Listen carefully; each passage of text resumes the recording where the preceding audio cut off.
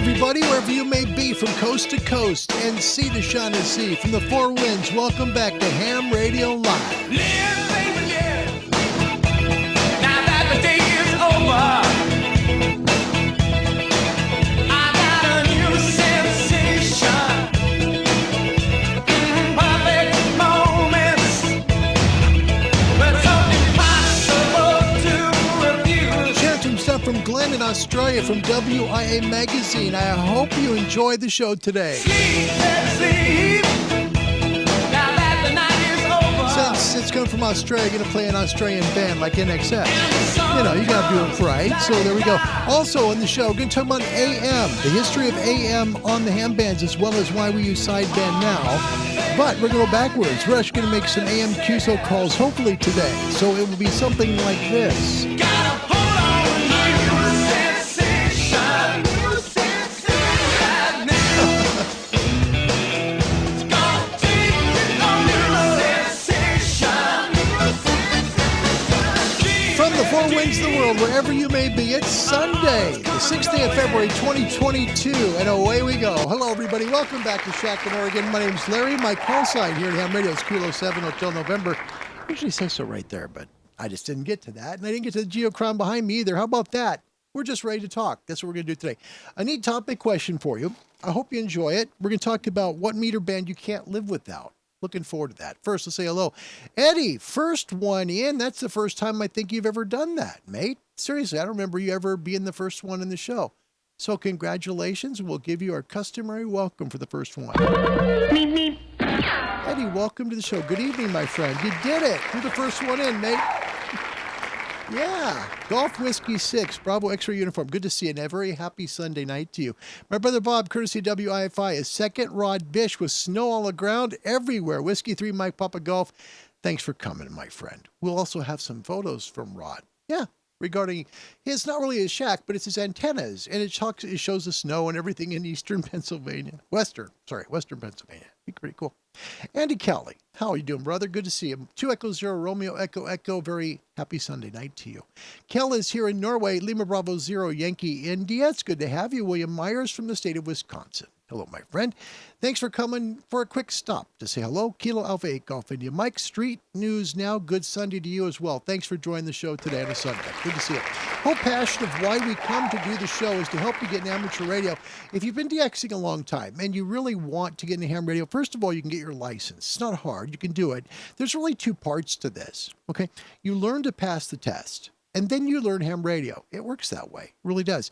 First suggestion, contact a national club that can help you find a local one. That's the main point, because people local to you can help you learn how to pass the test, and you can get part of the club, and then, you know, who knows, maybe they can lend you some gear and help you get started too. It's a great way to start with ham radio. Definitely join a club.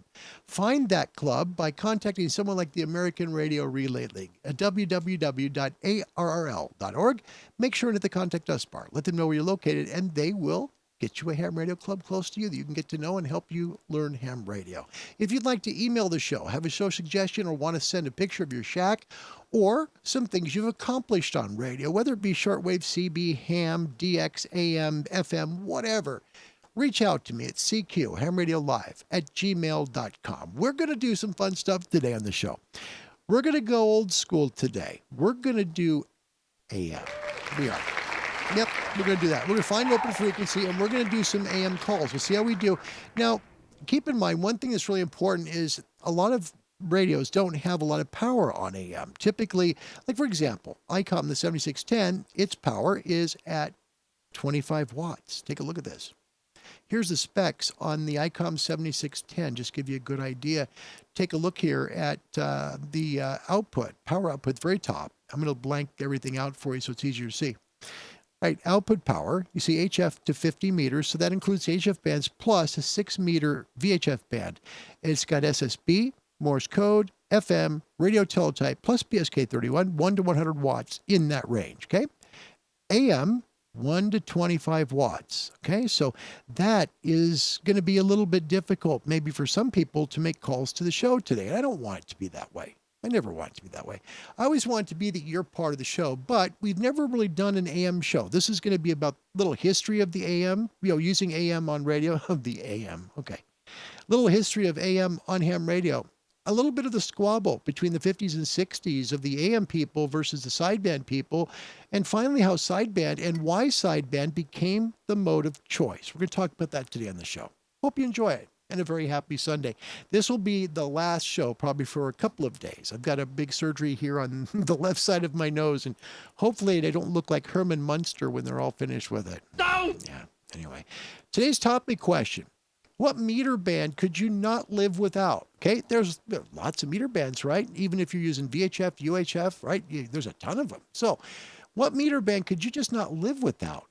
My phone, why is my camera doing that? I'm sorry. But anyway, think about it. Let me know what meter band you couldn't live without, and let's talk about it. Hams helping hams. You haven't done this in a while. And I want to make sure we do that because this is an important thing. It really is. And we've helped people. And way before this even began, I want to share that, one of the things that really was cool was that some radios were actually given away to people who needed them to get a start in ham radio. So if you're new, right, you're just getting on the air, it's something that you want to do, you've just passed your test, for example, right, and you want to be able to get yourself some gear, but you just can't afford it because it's too expensive. Reach out to me at cqhamradiolive@gmail.com, all right, cqhamradiolive@gmail.com, and then what you're going to find is hopefully somebody out there is going to have some gear that maybe is lying around. This is what we're going to ask you to do. If you've got gear lying around and you're just not using it, right, you're just not using it. If you're not using it, please reach out to me at the same email address, cqhamradiolive@gmail.com, because that gear, while I know you could get some money for it, you could also help somebody. And that's really important. cqhamradiolive@gmail.com. The weather today powered by ICOM. ICOM for the love of ham radio. Here's your A1A. It's a great day to turn your radio on. This is an enhanced version of this. Isn't this beautiful? Take a look. Here's A1A, okay? And you see all the sunspot regions, but now look at this. Isn't this beautiful? There they are, right there on the front of the sun. Sunspot groups and sunspots right there in orange, like it should be. Here is your coronal hole map, 51 finally going out of our way, which is good. We've had a good solar stability here the last 3 days. Solar flare detection. We really haven't had anything reach an M flare, which is good. Noise floors are still a bit high. It's unsettled at K3, so keep the noise low on your headphones. You'll keep your hearing long. Current SFI out of Boulder, Colorado, 126. Solar number 91. A index is down to 12, which is good. K is 2.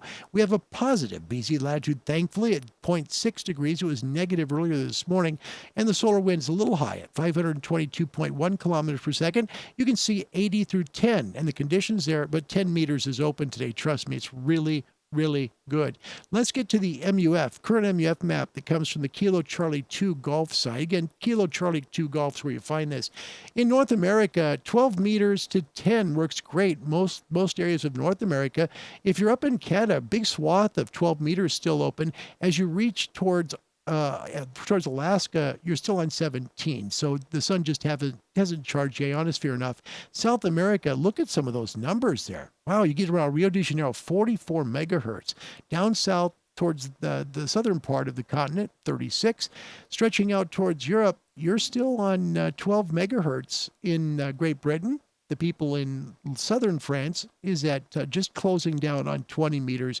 Same thing with the folks in Spain. So 20 is closing up quickly, but you'll have great conditions on 40 and 80 meters east to west and then south as well. Look at Australia, the west coast of Australia, 14 megahertz as well as 12, but they're going to be working 40 meters as well. You can make some good VK calls today from the European continent. Australia, the Gold Coast is 11 megahertz, and as you head towards Perth, 7 megahertz. So people there still are on 40 meters, but of course, as the sun comes up, better conditions are coming. Your ham and shortwave forecast for today, powered by ICOM. I come for the love of ham radio. Daytime ham radio bands for voice, 20, 17, 15, 12, and 10 meters in the northern hemisphere. Same for equatorial latitudes in the southern hemisphere. You'll have some CB radio skip available in the north. It'll be spotty, but it'll be there. Remember, we're real close to the 10-meter bands. That means 11 meters should get you some good calls. Mid and south latitudes, 11 meters should be brilliant for you. Data modes of good work, 30 to 10 meters all latitudes today. Your nighttime ham bands, 160, 80, 75, 60, 60, 40, 30. Best EX in the north is going to be at 40 and 80 meters, 20 meters in the south for about an hour after sunset. But remember, check your MUF at gray line. Run at that number as close as you can, and you'll make some great calls. Shortwave bands today, 31, 25, 22 in the 19-meter band. Shortwave nighttime bands, 120, 90, 75, 60, 49, 41, 31, 25, 22, and 100% chance of 19 meters in the mid and south latitudes for about an hour after sunset, and the signals will fade away. And Wingo, look, the geochron's on, and so is the sign. How about that?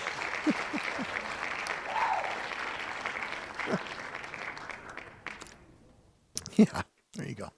Happy Sunday, everybody. It's really nice to see you. This will be the last show for a couple of days at least. I have to have the surgery tomorrow, and it'll be literally on my nose. It's pretty bad. So this is a really good thing for people who are young.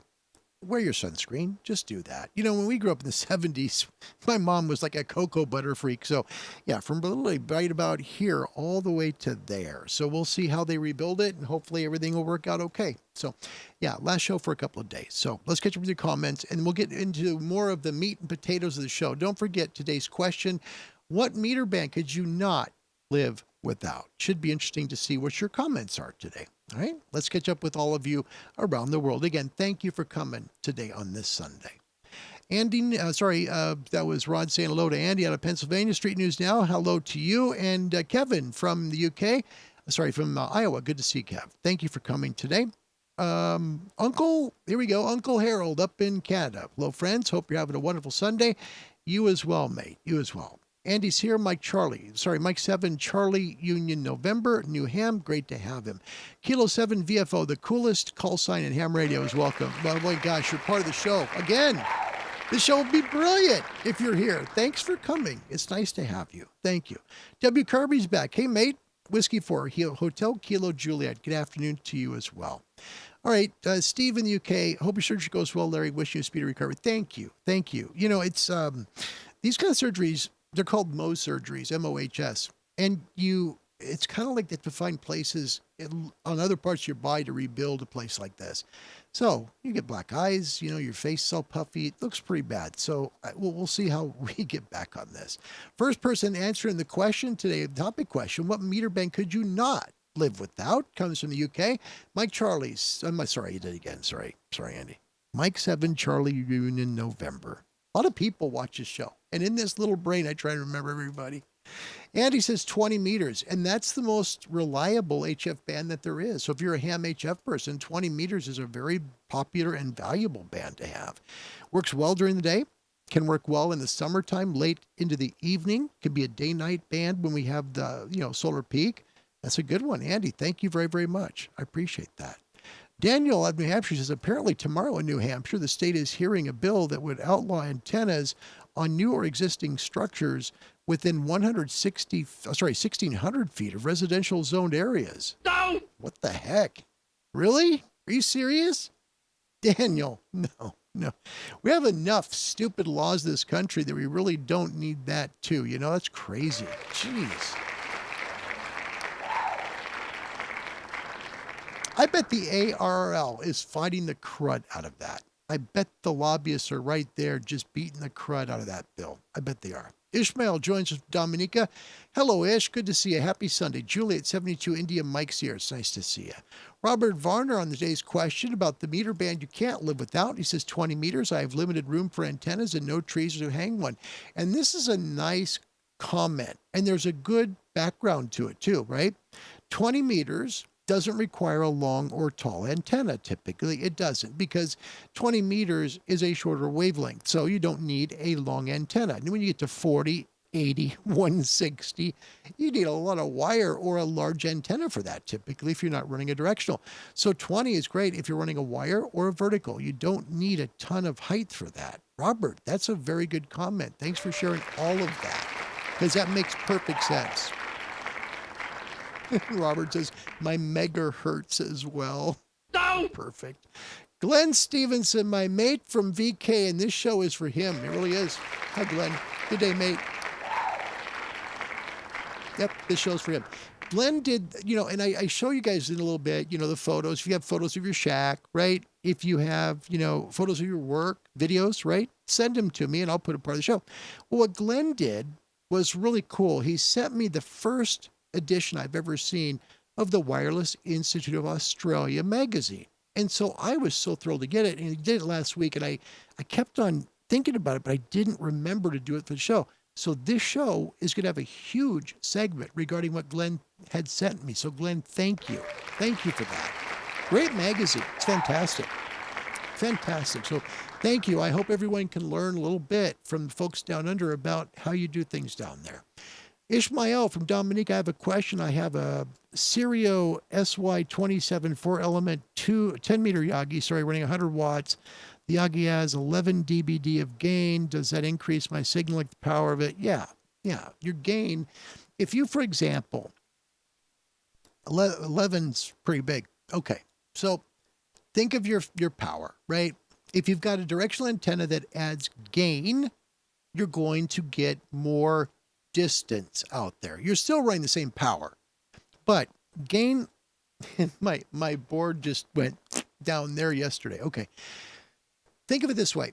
100 watts, if you're using 100, okay, let's say it goes this far, okay, and then you add antenna that's directional, right, that has gain on it. It doesn't increase the power of your antenna, but it increases the signal of your radio station, okay? The gain multiplies the power, so it helps you to increase in dBs the amount of distance your signal gets. That's how it works. So I hope you enjoy that. That'll be a lot of fun for you to use on 10.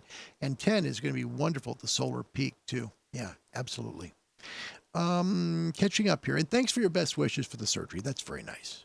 Gary Strong, welcome, my friend. Las Vegas, Nevada. Whiskey 9, Papa Yankee. Thanks for coming. My mate Kevin in the UK, Mike 0, Mike Charlie Lima, has to be 40 meters for me. That's me too. Yeah, 40 is mine too. I couldn't live without 40. And the reason, I've made my best calls on 40. 40 at night is brilliant, summer or winter. Better in the winter. It is. It's better in the winter.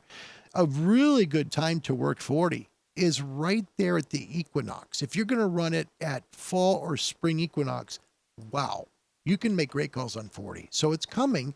The equinox is only about 6 weeks away. So get ready for 40 meter DX being really strong. K7 Victor Foxtrot Oscar. I like all the bands, but if I just had to be one, it'd be 20 meters. And that's a really good one too. I totally agree. The very best band there is in ham radio, most reliable. Doesn't get knocked down in solar storms typically. Okay. Doesn't have high noise floor like 40 and especially 80. And it just works. 20 is brilliant. So I totally agree with you. Thank you. Thank you very much. Will is here. Hi, Glenn. And he thanks Glenn for sending the information. I hope you enjoyed that. He put a lot of work into sending that to me. Well, not really, but he sent the whole magazine. It's like 70 pages and it was really cool to go through it. And I'll share some elements from that, from the WIA magazine. Tom is here from Bahrain. That is a late night, mate. Thanks, Tom, for coming tonight. Thank you. Alpha 92 Golf Whiskey. Tom's going to be here shortly on the show. Going to talk about using a really affordable antenna. Speaking of people coming, Charlie comes next Saturday from Red Summit RF. We're so excited. I'm really honored that Charlie's coming because Charlie's really a brilliant guy. He really is. He's kind. He's brilliant at working portable. And so he's going to take some time and answer your questions about taking your radio on the road and working it portable. His call sign, November Juliet 7 Victor. He's out of the state of Arizona. Find his YouTube channel, Red Summit RF, here on YouTube, and you'll learn a ton. The following weekend, Jeff Doran, November Juliet 2, Union Sierra, joins us to talk about beverage receive antennas. A great way for you to really supercharge your ham radio because you can hear signals then that you couldn't have heard before because you're blocking out all the other directions and working towards the way you want to work. It's wonderful. He's going to join us Saturday, February 19th, 2022 at 20 UTC. Remember, that's 8 p.m. in London. Following weekend, Tom Polliard, Alpha 92 Golf Whiskey, Alpha Echo 1 Tango Papa here in the U.S. Going to talk about using an amazing adjustable whip antenna. Just that, no ground radials, and he makes transcontinental contacts with it. That's going to be an amazing show. Please join us. You'll learn a lot about a cheap antenna that will work for you at home or work for you on the road. Saturday, February 26th, 20 UTC. It's 8 London, 3 Eastern time zone of the U.S., noon Pacific, and the folks in Eastern Australia, that's going to be at 7 a.m. The following week, the Smokin' Ape joins us again. That'll be fun. I can't wait for that show. That's going to be fun. And not that I don't look forward to all of them, but this will be a neat interaction because he has such a great YouTube channel. Saturday, March 5th at 20 UTC, we're going to talk antennas. We'll talk about YouTube. We'll talk about, what he likes about ham radio, and he'll be taking your questions. That's the best part. Please join us on March 5th for that. Then the following week, and we're going to do a little bit talk about this today. Kevin in Iowa, Kilo Zero, Kilo Lima Bravo joins us March 12th at 20 UTC, talking QRP and taking your questions about using unconventional antennas that he uses and has done some amazing things. By the way, the segment coming up from the Wireless Institute of Australia, no kidding. Wait for it. It has a part of it that's called Silos on the Air. I'm not kidding. Not kidding.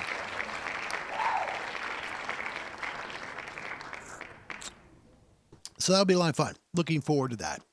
Andy, new. I work 20-meter QSOs on a 20-inch indoor passive loop. Congratulations, Andy. That's great. Brand new ham. He's already making calls. That's great. Robert Sabato, good afternoon to you, my friend. Ishmael, I can't live without 40 and 10-meter DX every day. Okay, got to pick one. Which one is it that you can't live without, right? Okay. Pick one. Daniel. Also, good luck on the surgery tomorrow. I'm super specific with my kids about sunscreen. Absolutely. Yes. So I hear you. Even though I love HF radio, I think 2 meters is the band that he can't live without. That's great. There's our VHF guy. Good. Daniel, that's awesome. Really. So, it's interesting. This week for WRMI, I'm doing a segment on GMRS. For people that don't know, that's the Global Mobile Radio System. And it's kind of think like CB radio in a way, because it's channels, right? But not on HF, it's on UHF. And typically calls are, 1 to 11 miles, so it's horizontal, right? But if you can go through a repeater, you can go farther. And they have a system similar to like D-Star, but it's not D-Star, it's called Zello. And so repeaters on Zello can help you pick up people from around the country. It's a U.S. thing only, but it's interesting. GMRS. We had a request for that from WRMI. So interesting you mentioned VHF. That's where that came from, and the story for that. Mike is here from Jacksonville. Hi, Mike. Kilo Delta 2, Sierra X-Ray Delta. Made a nice call with him yesterday. Grateful for that. Says, hey, Larry, everybody in the stream, still stoked over a call on 20-meter DX Commander to DX Commander. Yeah, that was nice. Thanks, Mike. That was a fun call. That was fun for me, too. Thank you. I enjoyed that very much. Anton joins us from Holland. Papa Charlie 4 Alpha Delta. Thank you for coming. Don't forget, the meter band you can't live without is the day's topic question. Ishmael out of Dominica says 40 meters. Mine too. 40's mine too. Yep. Make my best calls on 40, but I love 20. I do. I'm going to be honest. I love 20. I love 15. I love the width of 15 because there's so much you can do there, but 40 is my favorite. Yeah, personally, that's it. Ishmael says, best band yet, but noise is killing me. And that's true. You get more atmospheric noise on the lower bands, 40, 80, 160. Yeah, that's the way it is. Harold from, that's Uncle Harold from Canada. It's a great QSO mic. Congrats. It was fun. Thank you. And thanks for all your kindness, too. You guys, thank you for all the well wishes for surgery tomorrow. I'll be honest. This is one I desperately don't want to do because I've been through it before. They constantly jab you with Novocaine because they constantly are, cutting, right? And then they check under a microscope to see if they got all the margins, and they keep cutting and keep adding more Novocaine. It goes on for hours. It's just it's a horrible experience. And then they have to find a way to rebuild the area so it looks like it's supposed to. I've had cartilage taken out of my ear and put in my nose. I mean, things like that get done. So this is not going to be a fun day tomorrow. But I thank you for your well wishes. It does mean a lot. Thank you. Thank you very, very much. All right. I don't want to miss anybody because this is really, really important, today's thing. Daniel's getting a GMRS license when the price goes down to $35. And that's really important to state. It's $70 right now. The FCC for the last year has stated that the GMRS license, which is essentially, and we'll do a show on GMRS. GMRS is literally UHF bands. You have to have a license, right? But there's no test to pass. Okay. You work on the VHF bands about 462 to 467 megahertz.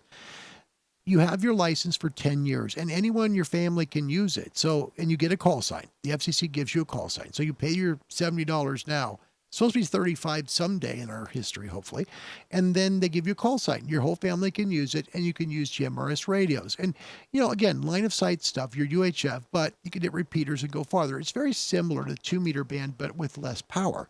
No, I guess not. You can go 50 watts, but it's still, GMRS is another part of radio. It's not ham. It's not CB. It's different. It's GMRS. So it's way up on UHF, excuse me. And thank you for the well wishes. Guys, I mean that, seriously. Anton in Holland, 40 meters. Me too. Yep. Michael from Baldwin Park, California, has joined the show. Hi, Mike. Happy afternoon, buddy. 11 meters, just CB for me. And that's good. We need to make a call. We do. I've got the Anytone Quad 6 here. And I've got 11 meters on the DX Commander Classic. I bet you we could probably make a call when we've got some good conditions. Thank you, Mike. That's good. I love that. I really do. Robert Sabato, 440. So he's a 77 guy. My local repeater's on 440 megahertz. That's 77. So think of GMRS just above that. That's the wavelength just above that. Robert, thank you very much. UHF guy. That's sweet. Thanks, Robert. Good stuff. Daniel in New Hampshire, 17 is my second favorite, even though I tend to have more success on 20 and 10. Yeah. And as the solar cycle comes up, we're going to see 10 meters explode. We really are. It's going to be a phenomenal solar cycle. I think this one's much better than people originally forecast. They were thinking it's going to be similar or less than 24. I think it's going to far exceed 24. I really do. Early indications are it's going to be an amazing solar cycle. Anton in Holland, 40 meters is working almost day and night. It does. Yeah, 40 meters works day and night. Remember, the D layer absorbs those signals, so you're not going to work long distance. Okay, so most of the signal is trapped in the D layer. Some of it does get out to the E and come down, but you still can make calls, 500-600 miles. But at night, the D layer is gone. Doesn't attenuate anything. So that signal goes way up. Hopefully to the F layer goes 4, 5, 6, 7,000 miles away, sometimes farther. Yeah, makes good comment. Thank you very much, Canton. Appreciate it. Andy in the UK, Mike 7 X-Ray Tango, 17 meters. Love the zero noise. And when it's contest day, you get a lot of DX on 17 as no contesters. Yeah, that's a good comment and a good reason why. There's a good reason for 17. 17 just above 20 tends to work well, and you have no contesters. Okay, and we made today go to 17 to work AM for that very reason, because there's a lot of contesters on right now. So we're going to try and do some AM calls today instead of sideband, but we're going to talk about the history of AM on ham bands. Because you know what? It's very rare. Like I said yesterday, it's very rare to see an AM signal in the middle of a bunch of sideband signals. And you can spot them really quickly by the way they look. I hope you enjoyed today's show. Tom in Bahrain, Alpha 92 Golf Whiskey, 20 meters, as 40 in Region 1 is very narrow. It is. You're right. Yeah, you only get 7.1 to 7.2 for voice, 7.0 to 7.1 for CW and digital. So that makes perfect sense. I think you guys, don't you there in Region 1, it's like 7.080, I think, up. It's something like that. But I remember it's not quite 7.1. But yeah, it is narrow. He says, lately been loving 15 meters. And 15's been good lately. Has been. Absolutely. Welcome, John, from Canada. His call sign, Victor Alpha 3, Whiskey Juliet X-Ray. Good to see you. Happy Sunday, John. Don joins us November 5, Sierra Kilo Tango, 20 meters. 40 is my noisiest band and might be the band I dislike the most. Been licensed 30 plus years and 40 was always the same. With the broadcast stations and the atmospheric, my 80 is quite, really? Wow. And that could be just the where you live, right? Because if there's a lot of noise, electric noise near where you live, it can affect the lower frequencies significantly, really. And typically 80, 75 is really loud. And 40 kind of comes down a little bit, but we have a lot of summertime, right? Summertime conditions go on. You hear all the thunderstorms, all these solar, all these big thunder crackles all over the place on 40 meters. And it's because your radio hears them somewhere in the world and you get it, right? What happens on a lot of radios is it'll kick up the S meter and attenuate everything for like a second and a half, and then everything comes back again. So, yeah. Good comment, Don. Thank you very much. That's a very good comment. Thanks for joining the show. That's good. Thank you, my friend. Appreciate that. Good comment. Mike in Jacksonville, I'd say 40 meters. Yep. I love 42. It's my longest calls, except I'll be honest, 20 meters in the summer is brilliant. And as we approach the solar maximum, 20 is going to be open all night. It will be. And then 10 is going to be open until like midnight during the summertime. You're going to love what's coming as the solar maximum comes. You're going to be blown away. You really will be. Paul Smith, good afternoon or good evening, wherever you may be in this world. Thanks for coming to Ham Radio Live. It's nice to see you. We talk about radio here every day at 20 UTC, except for tomorrow and probably the next day, where your host is going to have half a nose. Will, 16320. Sorry to hear that. You'll be in surgery tomorrow, Larry. Wishing you the best. God bless. Thank you, Will. I appreciate that. The surgery I want and desperately need is the one for my back. This is no lie. I cannot sit down long. This show is the longest I sit, usually all day long. And then after this, I walk for about 90 minutes to stretch out my back. There's a problem with my lower back where my L3 disc is collapsed and it's literally pinching on the nerve root down my left leg. It is brutal. So this show is very cathartic for me. It gives me a chance to get away from thinking about the pain and doing what I've always loved, which is radio. So thank you, Will. That's very kind, and I appreciate your kindness to me. That's nice. Thank you. Who gets blessed enough to do a show like this where we have so many people who care like that? I mean that. Thank you. It means a lot to me. I'm not a proud person. I'm not. I just do this for fun. And you guys really make it special. Thank you. I mean that. Paul says 10 is great and 6 meters when open is fantastic. Absolutely. Yeah, absolutely. 10's wonderful. I love 10 meters. 10 meters is right now coming up pretty good. And with the 10-10 contest going on right now, right? You can make some calls on 10. It's really doing good. Will, what's noisy span? Typically 80 meters. Typically 80 is really loud. Yeah, it's at a place within the HF frequency spectrum, the lowest part, okay, where you get just a ton of QRN. So a lot of QR environmental noise. Yeah, 75, 80 is brutal. Yeah. Let's see. Rod in Pennsylvania, Andy, Dawn, I'm a 10-10 too. Well, you guys are hopefully having fun with the contest this week. Hopefully this weekend will be fun. Barry Wendon, welcome. Hi, Larry. 80-40-20. Long wire and baby loop. Very nice. Very nice, Barry. So pick one band you can't live without. Be interesting to see. Tom, in Bahrain, if you're from Russia, any frequency is voice. Oops, sorry. No! It's okay. It's okay. Anton, sideband can be from 7050-7200, but coexist with digital. That's interesting. Wow. So right where you're talking, you 3 kilohertz, you got the FT8 rolling. Oh man. No. Wow. Paul comes to us from South Wales. Thanks for being here. Good evening, Paul. Thanks for clarifying that. Glenn, in Australia, I may have to put up my 4-element 10-meter Yagi again with the band becoming alive again. Oh, yes. Yes. And by the way, for people who don't know about Yagis, 10 meters of Yagi that's not very big, because remember, it's a very short wavelength. You can put together a 10-meter element and really not have to have it too high either. It's going to have a good takeoff down the horizon. 30, 40 feet. You can do amazing things with a 10-meter directional antenna, and you'll work the world when 10's open.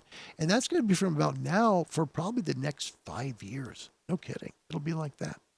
Mark Taylor from Wales. Nothing on 6 meters here either. His call sign Mike 7, Echo Sierra Sierra. And Anton, thank you. That's very kind. Nice comment. Thanks for your kindness. I appreciate that. He says, doing a great job. Thanks. Will, Tom sounds like South America where the pirates broadcast the satellites. No. Here we go. We're going a little bit off kilter here. We better get up to the crow's nest to see what the critics have to say. Adler and Waldorf sit up here, show after show after show. Now I see why. You see why they come? No, I see why they left. Oh, there you go. There's your angry hams for this show. All right, trivia time. North America is behind, but not by far. It really isn't. It's 50-35. First question. Now listen carefully to the question. There is a direct relationship between the number of sunspots and sporadic E. Let me repeat the question. There is a direct relationship between the number of sunspots and sporadic E. Is it true or false? A is true, B is false. Let me know your answer to this question, and we'll let you know the answer and see who wins. Again, the correlation of sunspots and sporadic E. Is there one or not? A is true, B is false, and we will let you know who gets it right. Looking forward to showing you about the WIA magazine from Glenn in Australia. That will be a lot of fun. So I hope you enjoyed that segment. Kiel in Norway, first to answer, Kilo Lima Bravo, I'm not doing this again. I got you all memorized, but it's pretty bad. Lima Bravo 0 Yankee India. Sorry, Kiel. Yeah, it's just the mind tries to speak and the lips don't catch up. So forgive me. He has a true, and that is not correct. Anton in Holland, Papa Charlie for Alpha Delta, says false, and he is correct. Yes, there is no correlation. Sporadic E is simply something that happens in the ionosphere. Think of it like thunder clouds. You see thunder clouds as, humidity rises, right? And the clouds build, and then you see the top start to form. Sporadic E is kind of the same thing. It's just a thickening of the ionospheric E layer that has supercharge to it, so that when you hit it, it goes a great distance in all directions. It's like a broken mirror. Okay, so you hit it, that's why it's sporadic E. Think of a broken mirror and a light going to it. It goes like all directions at the same time. It's just a thick and very supercharged cloud of ions. So the sunspots have nothing to do with that. Congratulations to Anton for getting that one right. Also getting that, Daniel had B, Andy had B, Rod in Pennsylvania with B, Andy New had A, Mark Taylor had A, and Don had A. So yeah, that was good. That was, it's interesting how sporadic E works, because it's one of those things that you catch most of the time in the summer months. You can catch it sometimes in the winter. I mean, it's not like it's always that way, but usually in the summer months you catch it, and it's a fun mode. Lots of people love to work sporadic E. It's kind of one of those things that when you do catch it, it's great calls. You can make amazing calls with it. And frankly, I think it's really something pretty darn special. So yeah, really, really special thing, sporadic E, when you can use it. There you go. All right, next question. Now the world is up 60-35. In radio electronics, what is a TNT? And nobody say a bomb, okay? Okay. Is it A, a type of transistor, B, a type of tube, C, a type of oscillator, or D, a calibrating device? What is a TNT? Interesting, right? Let's give those answers again. A, a type of transistor, B, a type of tube, C, a type of oscillator, or is it D, a calibrating device? TNT.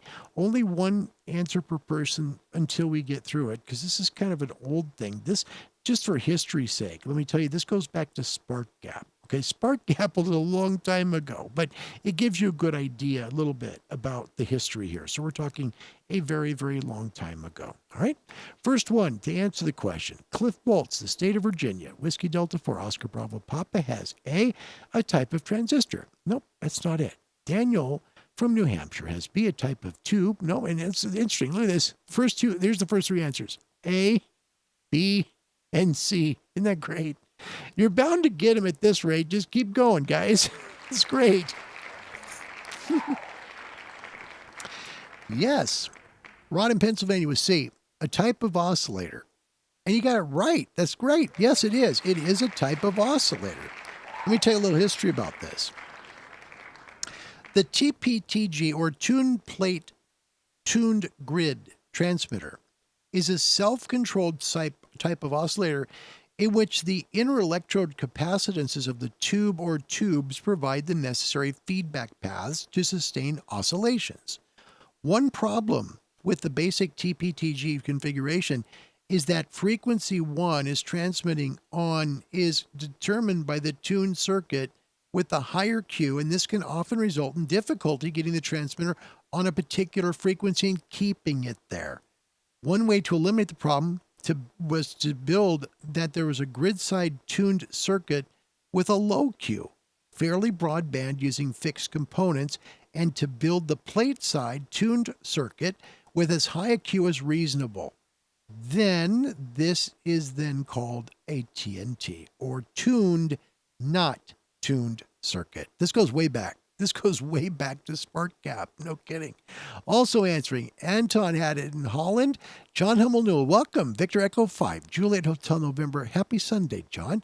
Mike had D. Andy had A. John had B. And Daniel wants an AC/DC song. Okay, we'll get one in for you. Andy with A. Robert Varner with with A. Paul Smith had B. Thanks for the well wishes, Tom. That's very nice. W. Kirby had A. And Will says, if it's old, it has to be B.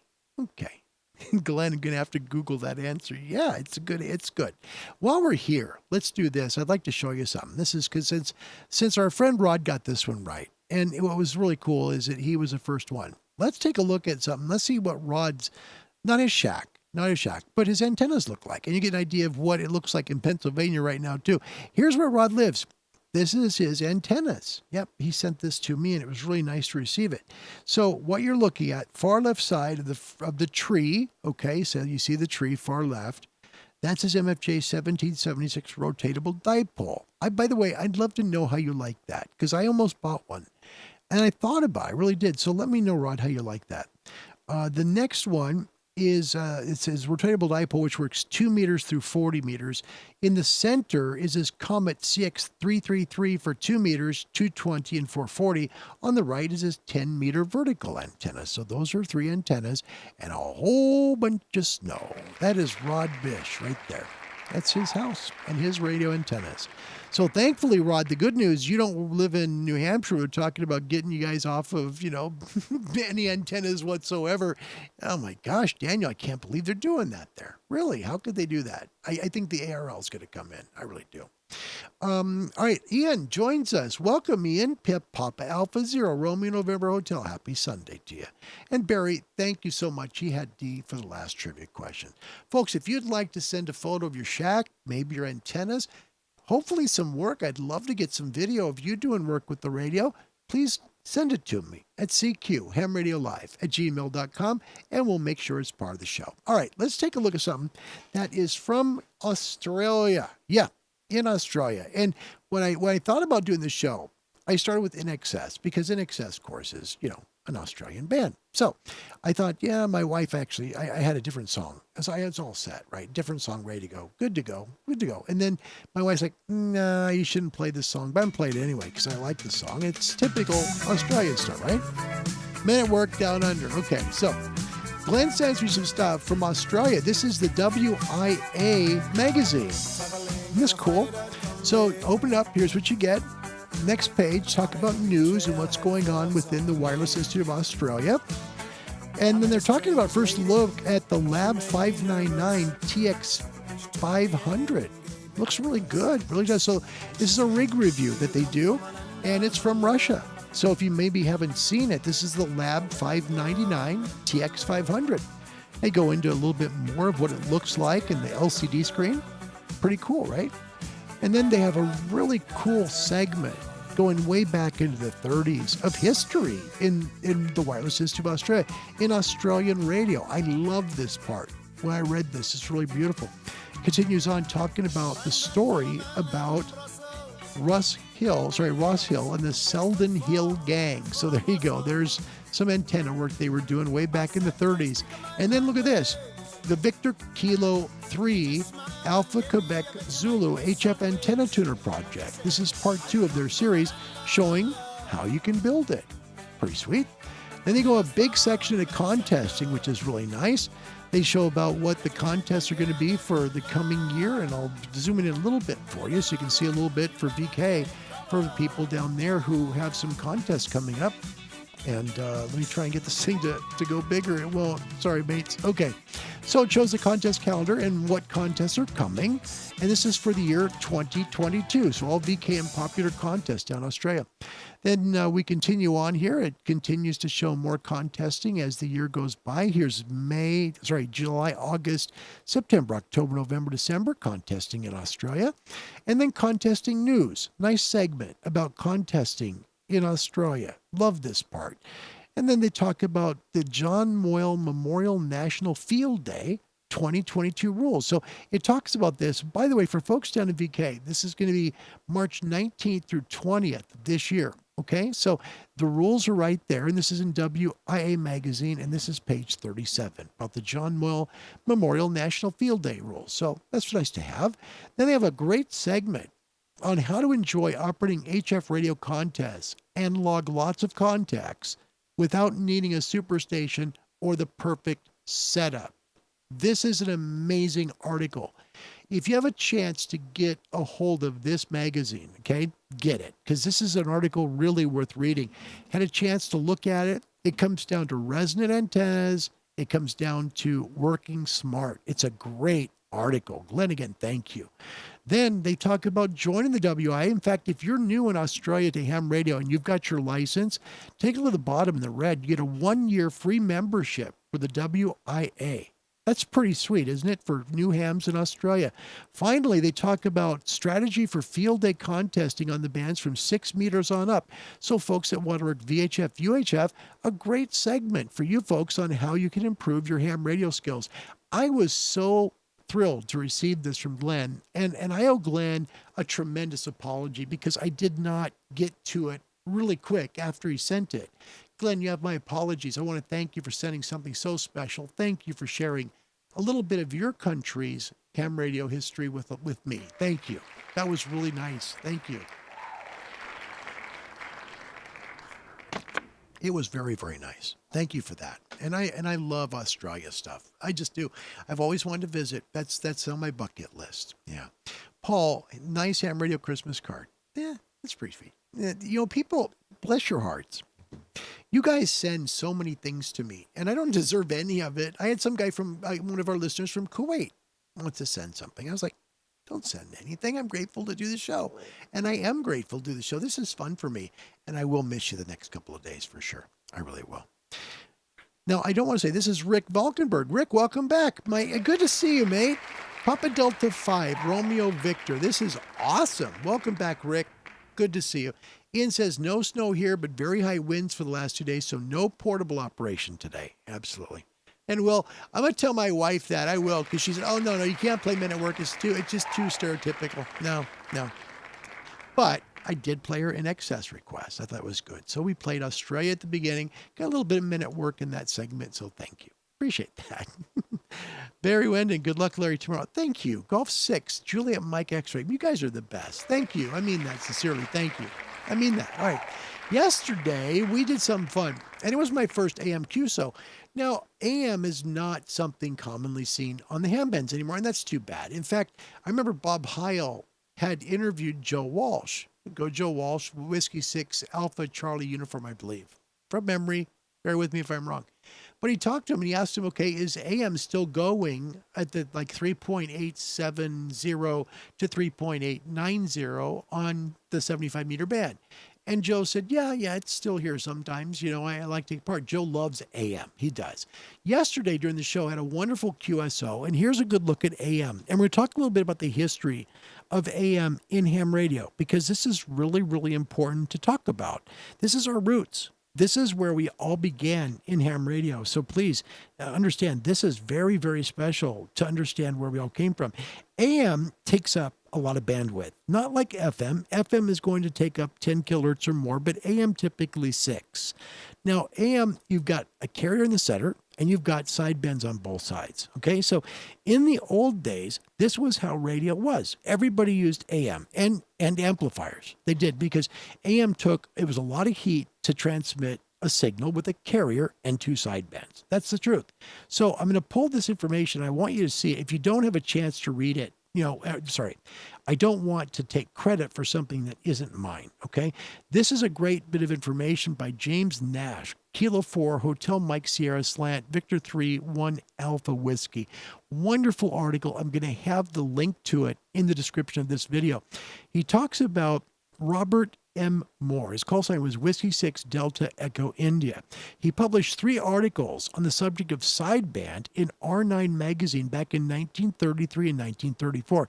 Now, keep in mind, sideband was actually invented before that at Bell Laboratories. It really was. It was developed for the transoceanic cable, so it would take up less bandwidth. Now, at this point, back in the early 30s, this experimental mode was referred to as single sideband suppressed carrier transmission, or SSSC. The articles revealed that what Moore was talking about was real single sideband. In his articles, he acknowledges the prior work of Bell Telephone Laboratories in developing the techniques that he was using.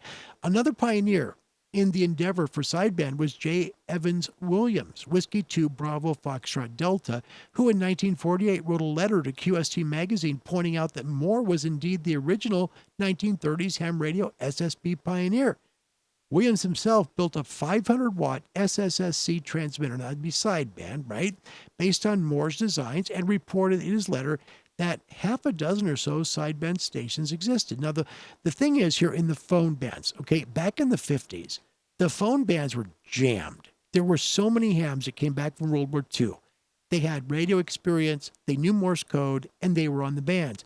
AM was the mode, okay? It was much more filled than they are today, believe it or not. Think of a contest weekend 7 days a week. That's how the bands were, okay? And it was largely because of the width of AM signals. The ham community soon grasped that the fact that single sideband was more than a way to get 8 dB. It was a long-term solution to the problem of bands jammed every night with heterodynes howling like banshees. He says in the article, I'm not sure how many of us today realize how vital single sideband has been to the history of the ham radio hobby. After sideband became well established, the process of working DX on phone with moderate power and antennas became vastly easier. Remember, there's no carrier in two sidebands. There's only one sideband, no carrier. So you're transmitting less data. Okay, there's less going out on your antenna. Okay, by the early 70s, there was more DX on sideband than on Morse code, and the gap has probably continued to grow ever since. Of course, the 50s, we non-SSB heathens still referred to it as, this is great, we still refer to it as duck talk. No! Yeah, yet it was soon established that any receiver with adequate frequency stability and a variable BFO could receive the squawky stuff so that it sounded more or less human. Also, clever ham without an expensive receiver could get some help from a frequency meter or VFO. Now, back then, most had separate ones in those years. So, they were separate VFOs to be able to work sideband. And it helped for use in carrier reinsertion. Now, it was the early 60s before commercial rigs with sideband were widely available. So, this goes back to the early 1960s when we flipped from AM to sideband. And to be quite honest, AM it's kind of depreciated to a point where not many times you see it on the ham bands. It just doesn't occur. Okay, here is your AM signal. Carrier in the center, your sidebands go out. You can see on both sides of the transmission, you can see everything. The carrier in the middle, both sidebands, right and left. AM is this way. Here is sideband. Okay, sideband, if you take a look over here, here's a sideband signal. Okay, there's no carrier. You don't hear anything other than when someone transmits. So if we go on to 20 meters and we listen, probably going to be contester. Well, we'll find out. I'm trying to chase somebody now. So the reason why it became duck talk, first of all, okay, let's listen real quick. And we'll find a signal that's maybe someone's talking a little longer on. Station not more than 7 miles away that they could listen to it on AM. They could have activated those guards and got them out. Now you'll hear the sideband. You'll still pick it up. Modern radios, if you're on AM, will hear sideband. They will. Listen.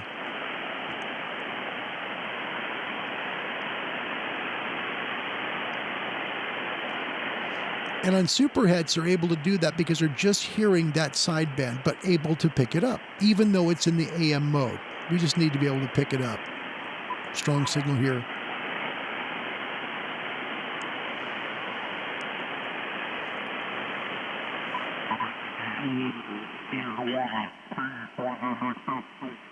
There's the duck talk.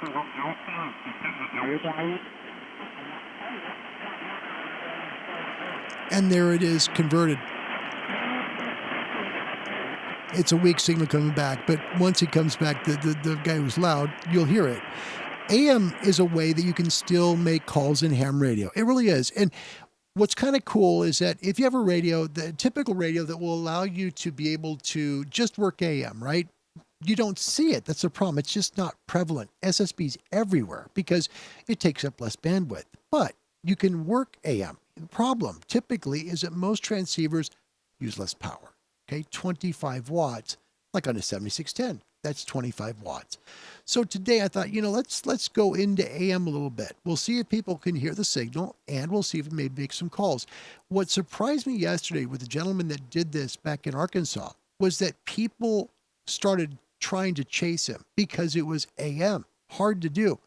Well, we'll see if we can make it work to the end of the show. Hopefully we can make a call with you. So let's see if we can go to the 7610 and hopefully make a call. Let's get back to your comments real quick before we get going, and we'll do it. 10 meters open in Michigan. Good to know. Listen to support on AM -5 live. Yep, it works. By the way, it's nice to see. Thank you, Rob. Love the shirt. Thank you. Rick, thank you for being here. Appreciate you. There's Duck Talk.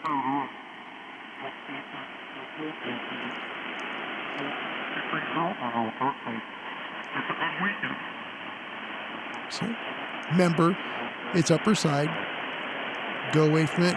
But if you tune to the upper part,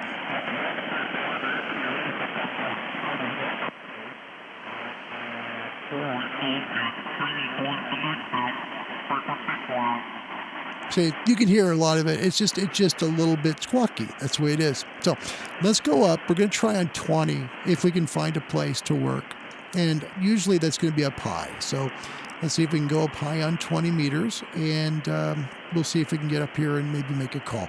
This is just RFI here. So that'll be fine. I pre-tuned this, but we should be okay. So keep in mind, when we use the multimeter, high power is 25 watts, okay? But I'm going to just go down here because I'm just going to use the amplifier, and we'll see what happens. It'll be fun to try an AM show. We've never done it, and you don't typically see it, okay? Now, I should be far enough away from the guy to the left, but I'm going to go up one more. And the reason why is because of the sidebands. The sidebands are going to go out usually, about 5 or 6. So we'll see. Not 5 or 6, about 3. Just a second, and we will check frequency. Is this frequency available? This is Kilo 7 Hotel November. See the sidebands? All right. So we've got a distance there of about 6 Ks. Is this frequency available? This is Kilo 7 Hotel November. So we're putting out close to 1 kilowatt on AM. And this is why people used a lot of amplifiers when they used AM instead of SSB. SSB, a much more efficient way to transmit. You're just transmitting the sideband, and it could go a long, long ways. That's why we use it. So this is going back to the old days. CQ on 20 meters. This is Kilo 7 Hotel November, Kilowatt 7 Hotel November calling CQ. CQ on AM. This is Kilo 7 Hotel November, Kilowatt 7 Hotel November calling CQ. CQ, any station, anywhere. Calling on AM mode. This is Kilo 7 Hotel November, Kilowatt 7 Hotel November. Calling CQ to any station, anywhere, and listening. And now you got a guy who looks like he's right there. Yep. And that's what it looks like over here too, Kev. Yep. See, he's right there. He wasn't there before. Let's go to sideband. Let's pick him out. He's going to be a contester. Because there was no one there. I've been watching. Where's he at? Let's find him.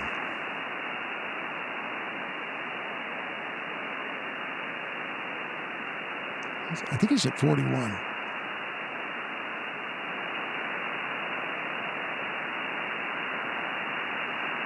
Okay. So we know we've got to give room for 6Ks for this. So we can't go above 344. Okay, 344 is going to be it. So we're just going to move to 344. We'll make a call here. Checking frequency availability, Kilo 7 Hotel November. Of course, that was in sideband. Change it to AM mode. Checking frequency availability, Kilo 7 Hotel November. So we're at 1 kW. We'll see how we do. CQ on 20 meters, AM, Kilo 7 Hotel November, Kilo 7 Hotel November, calling CQ. CQ from Oregon, this is Kilowatt 7 Hotel November, Kilo 7 Hotel November, calling CQ. CQ, any station, anywhere. This is Kilo 7 Hotel November, Kilo 7 Hotel November, calling CQ, using AM and listening.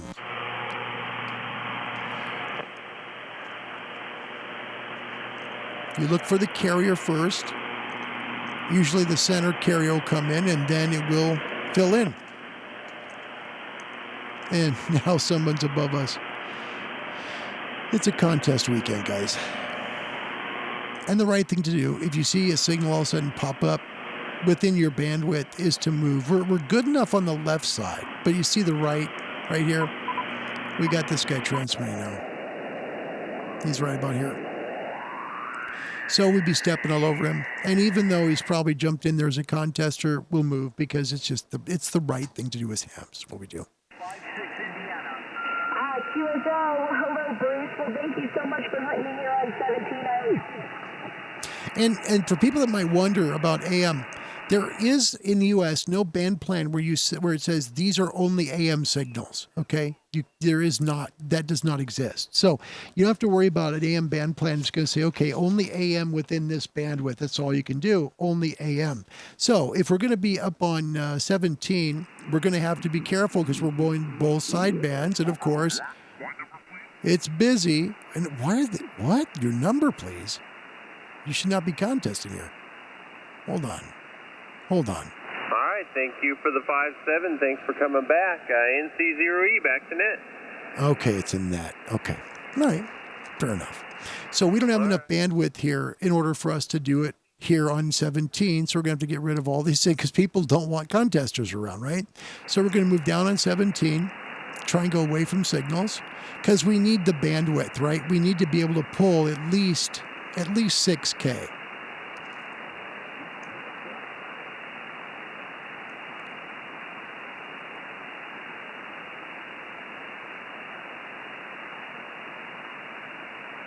And see, and this is what's going to happen. Yeah. All right. Let's move up to a bigger band. So we'll go up to the 15 meter band. Let me tune this so we make sure that we're getting everything out. And 15's, the nice thing about 15 is it's wide enough, right?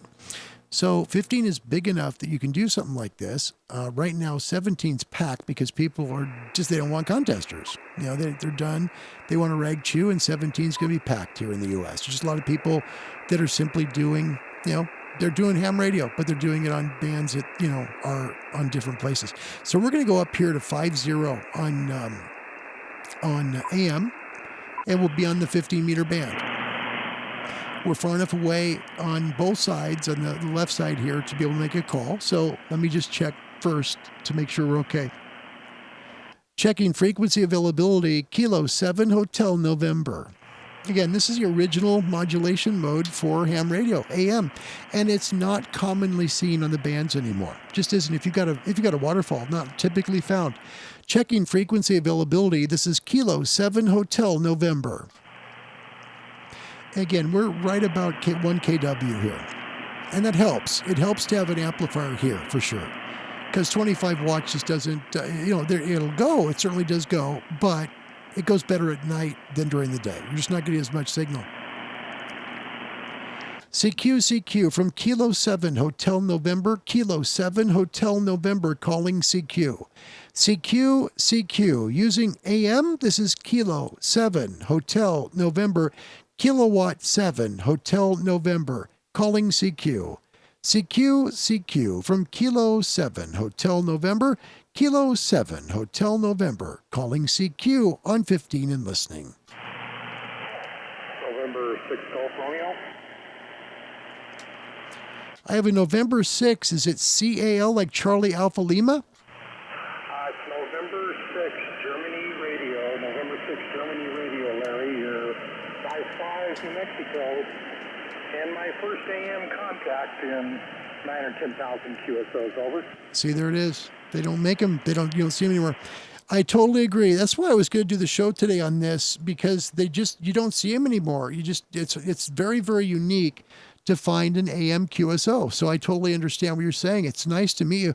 Very good signal up here. A 58 here in Oregon. Fine signal there. What equipment are you using? Over. By the way, you've come up to 58. I am running the same radio you are, 7610. That was set by our 3-element Yagi at about 70 feet, and I'm running the 25 watts right now. See, 25. He's close. That's California. It's close. Good.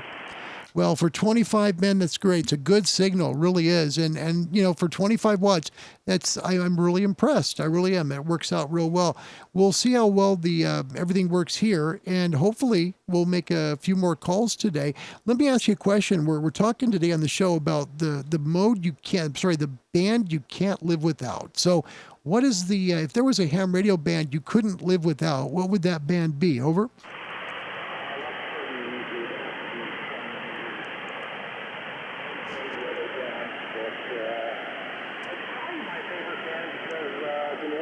Cycle until recently, so maybe my opinion will change over the next few years. Over.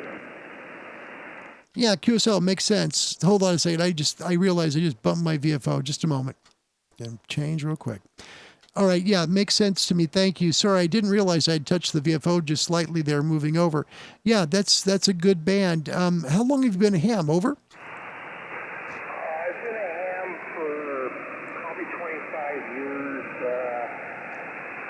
I like to say I've been a ham 3 times, start and stop, like getting away, move into apartments, things like that. But I got 5 acres out here in New Mexico, and HOA, yay! And so I've been really very active since 2019. Over. November 6, Golf Romeo, Kilo 7, Hotel November. Yeah, makes sense. Now, are you out of Alamogordo right now? Formerly of Alamogordo, New Mexico, about 80 miles north of El Paso. Very good. Know the area well. Yep, I've been there. It's a beautiful town. Thank you very much, William, for the call. I really appreciate it. It's just nice to work AM. It really is. We've in ham radio, we don't let go of things, and it's nice that we still have this and we can use it. November 6, Golf Romeo, Kilo 7, Hotel November. God bless you and your family, Will. Thanks for making the call today. Thank you, Larry. Enjoy the show. Gosh, I just forgot your call sign. Was it November?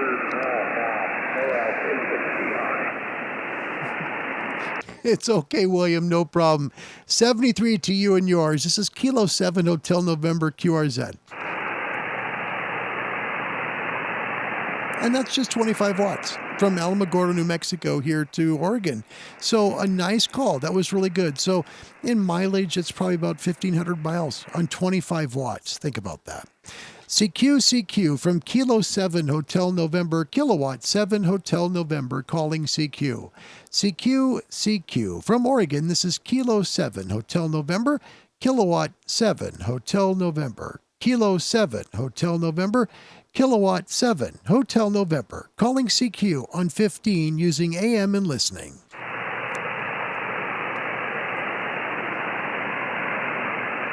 Somebody's trying. See the carrier, okay? Little carrier right there. There's a little, you see the line? That's someone responding back, but we just can't hear them. Station calling, I just can't pull you in. I'm so sorry. This is Kilo 7 Hotel November, Kilowatt 7 Hotel November, calling CQ on 15 and listening. This is the way it used to be. So this is why you can imagine the bands being packed with tons of amateurs, and they're using this much bandwidth. And the bands would fill up quickly. And the reason why sideband became so good was because it could replicate AM but use less bandwidth and go farther because there's less to catch. You see, it goes farther, and your signal actually works more efficiently using sideband than using a carrier and 2 sidebands. We'll try a couple more times. CQ from Kilo 7 Hotel November, Kilo 7 Hotel November calling CQ. CQ, any station anywhere from Oregon, this is Kilo 7 Hotel November calling CQ and listening. So we'll go up, we'll turn the amp off, and we'll go to 25 watts. We'll see what we get.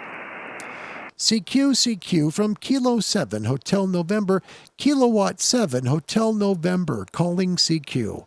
CQ using AM, this is Kilo 7 Hotel November calling CQ on 15 meters and listening. So I used to using 20. It's terrible. Yeah, QRZ the Kilo 7.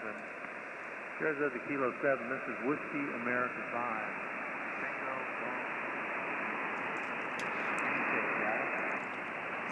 I've got a Whiskey Alpha 5 Tango Golf, and I didn't get the rest. The QRM swallowed you up. Come back again, please. Yeah, sounds like there may be another station on frequency. This is Whiskey America 5, Tango Golf Kilo, WA5, Texas, Georgia, Kentucky. Yeah. Okay, last part of your call is a K as in kilo, is that right? Yeah, I heard a Hotel November, but I didn't get the full call, right? This is Kilo 7 Hotel November, Kilowatt 7 Hotel November. Name is Larry, Lima Alpha Romeo Yankee. You're a 55, 5x5 here into Oregon today. QTH is Independence, Oregon. Can I confirm your call side, please? Just the last character.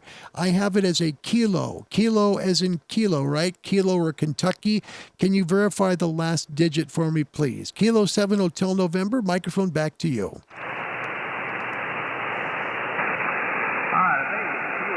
Hotel November. Yeah, signal's pretty light on me right now, so not copying Kilo. Kilo 7 Hotel November, WA5 TGK. Name here is Tim, Tango Item Mike Tim, and we're located north of Dallas, about 15 miles. Name of the town is Allen, Alpha Lima Lima Echo November, Allen, Texas. Back to the company there, Kilo 7 Hotel November, WA5 TGK.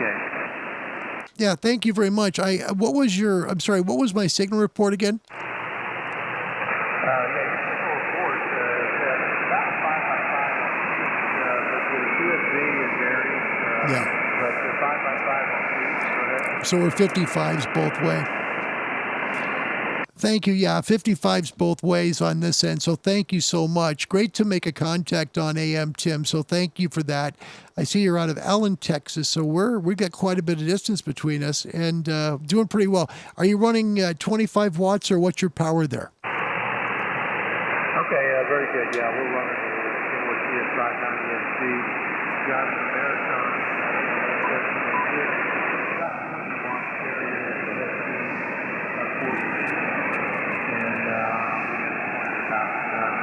so hopefully that's pretty close to you there. That's the story on 73 to you there. Nice run that you here on 15. Kilo 7 Hotel November, WA5 TGK. Yeah, Whiskey Alpha 5 Tango Golf Kilo 7 Hotel November. Thanks for the call. It's on YouTube, Ham Radio Live. Nice to use AM. 73 to you and yours. God bless you, and thanks for calling in. This is Kilo 7 Hotel November, QRZ. All right. And we'll stop right there because there's two, and we'll just cue it. Kilo 7 Hotel November will be QSY. So that's AM. And, keep in mind, again, AM has got a rich history, a huge history in radio. It really does. It's where we all started. You had a carrier. You had a couple of sidebands. And then back in the 50s, everything kind of changed for ham radio. They found that the sidebands made more efficient use of the power output of your radio. And you could actually use less power because you were transmitting less data, basically less bandwidth. So you could make great calls. You could make amazing calls and do it with a third of the bandwidth and no carrier. It changed ham radio completely. And then there was a big skirmish in the 50s and 60s between hams that were AM loyalists and sideband followers. They just clashed a lot because AM used a lot of bandwidth while sideband made it more efficient. It wasn't really until the late 70s until sideband started to really become the mode. You could turn your radio on any time of day and you could literally find AM radio anywhere within the radio band, any spectrum. You could turn it, for example, on 40 meters, and then 40 is going to have AM signals on it in places. Same thing with 20, same thing with 17. You can go anywhere on the radio and you'll find AM signals. Today, it's rare to see an AM signal. The key is look for the carrier and the two sidebands. For new hams, it's really important. Notice the center line. There's a line going down, and then there's the edges of the sidebands, both lower and upper. That's the difference. If you look to the left, you're going to see sideband. Sideband uses about 3 kilohertz of bandwidth completely, but no carrier. That means when you key your microphone, for example, on a regular sideband call, there's no power going out. Nothing's being heard, so there's no transmission. It only works when you speak. On AM, once you key the mic, the first thing you see is that center carrier come, and then the data or voice comes in after that. So that's a real difference between AM and sideband. And sideband came out to be the winner in the end because more hams could be on the air. They could work great distance, and they're using less power.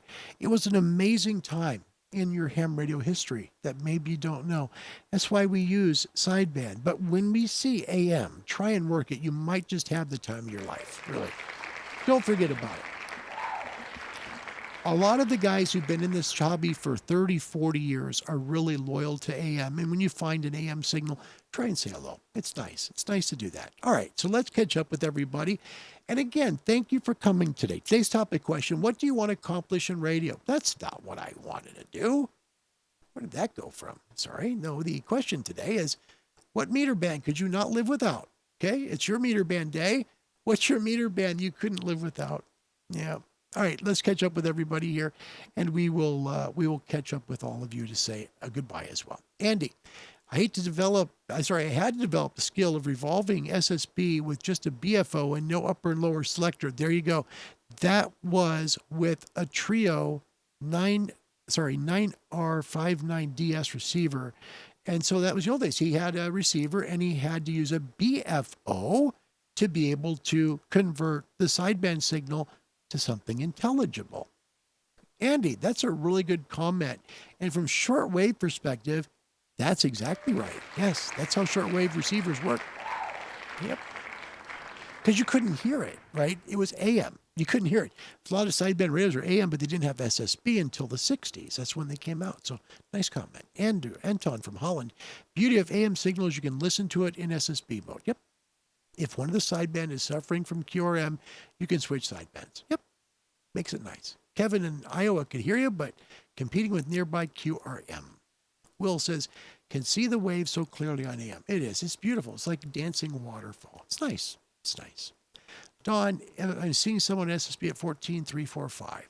Yeah, you get, because you got people who are working a lot of contests and parks too, right? Some people like you work QRP and stuff. Yeah, you can't see them. You can't hear them from here. And so you just have to transmit the best you can. Yeah, that's it. Brad, sorry, got QRM. Don't want to step on that station. And thank you for not doing that. Thank you. I'll do my very best. I'll never try and transmit on another signal because you don't do that. You don't ever do that. Even if you were there first, this is important for new hams. Please understand, this is why I come to these shows, is to help people, not because I know everything. I do not know everything. I promise you that. But I can tell you this. When you hear somebody, if you've been on frequency for 20 minutes and some guy shows up 3Ks away or 2Ks, say 2Ks away, and you're on sideband, what do? You've been there. You've been there a while.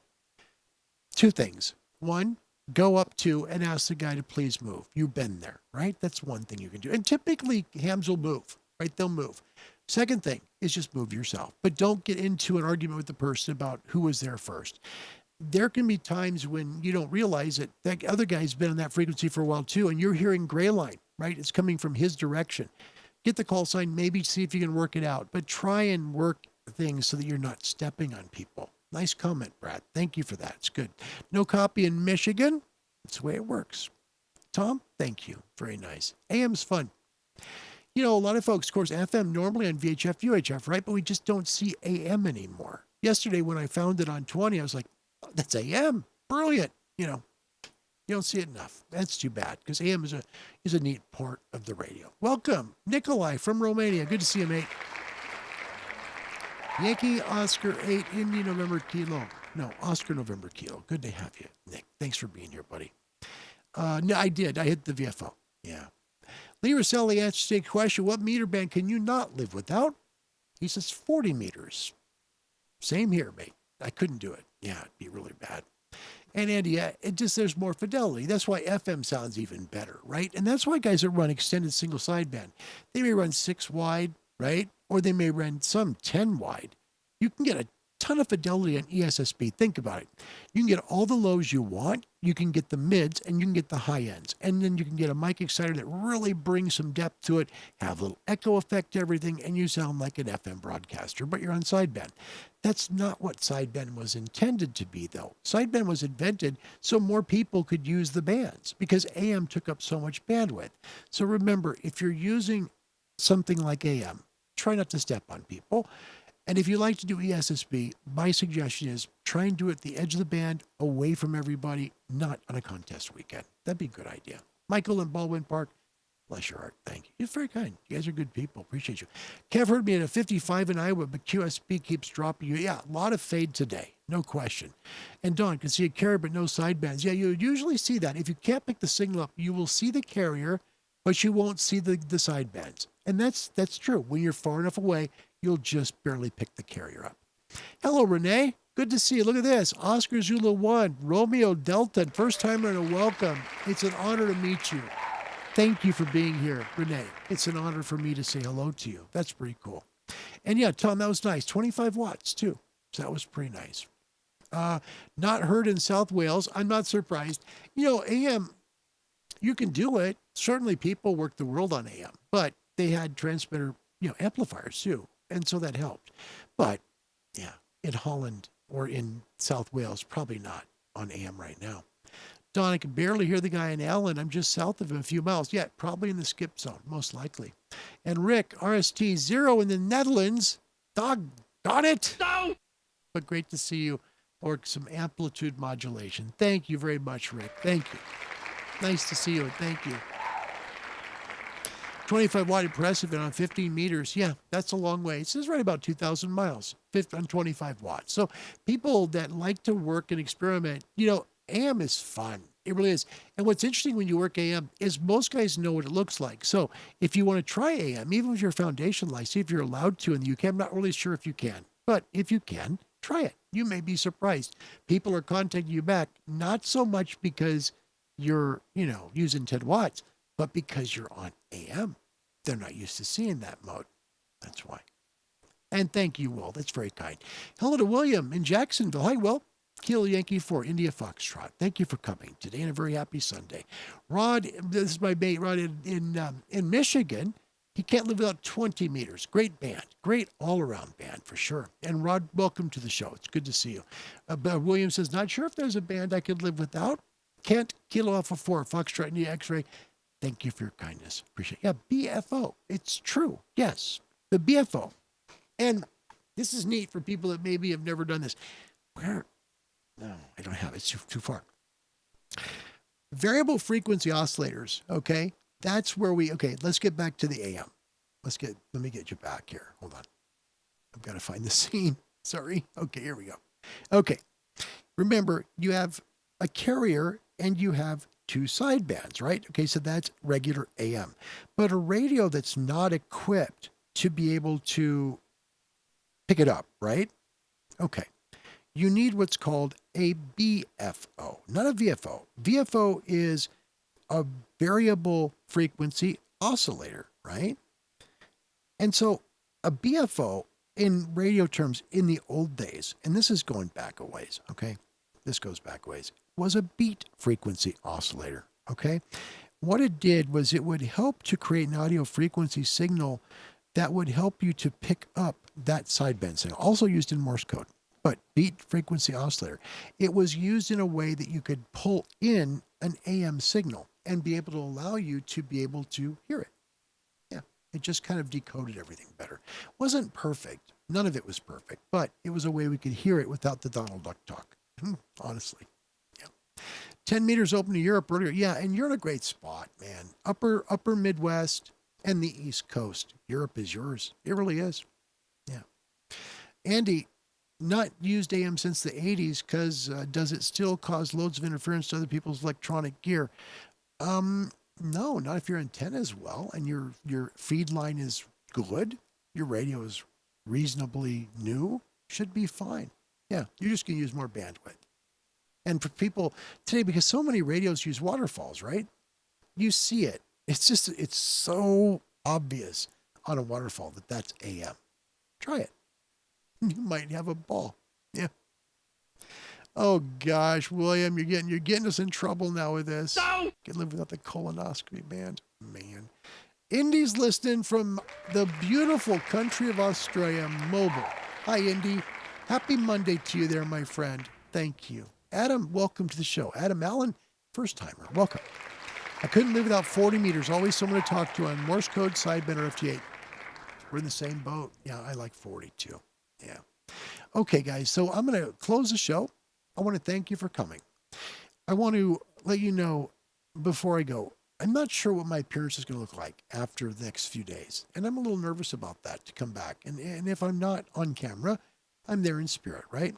They're taking a pretty big area out of my nose, and having to fix it is going to be a challenge. So please understand, I'll come back as soon as I can with the show and try and produce it in a way that I'm not too embarrassed to be seen, because this is going to be pretty invasive, okay? But just know, put your radio on, have fun. I don't care what the QRZ conditions say. Don't do this. Don't be this person. We always talk about scope heads, right? Don't be a scope head. Don't do that. Okay. Don't look at the QRZ conditions and say, oh gosh, I can't use my radio today. Use your radio. You will have so much fun by using your radio. In any kind of condition, you can make great calls. If you'd like to be a ham, want to get your license, please contact the Wireless Institute of Australia, www.wia.org. Great group. Help you find your ham radio club too. Thank you to Glenn in Australia for sending me a great copy of the WIA. I really appreciate it. We're going to do a radio sign off because that's what we're all about today. Radio and AM in particular. My name's Larry. My call sign in ham radio is Kilo 7 Hotel November. Thank you for being part of the show here. It's an honor and privilege to do them for you. And really, I do sincerely mean that. From the four winds of the world, wherever you may be, God be with you. Thanks for being here. Bye, everybody. This is the nation station. WLW, the Crosley Radio Corporation, Cincinnati.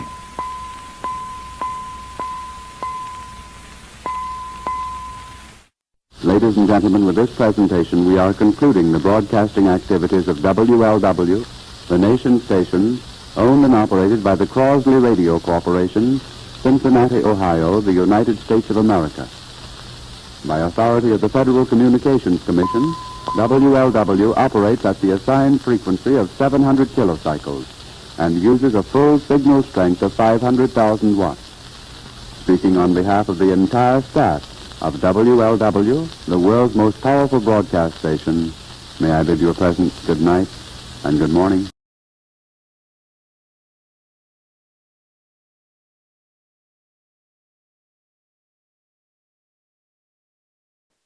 You guys, thank you. Sincerely, these comments, my gosh, thank you so much. Okay?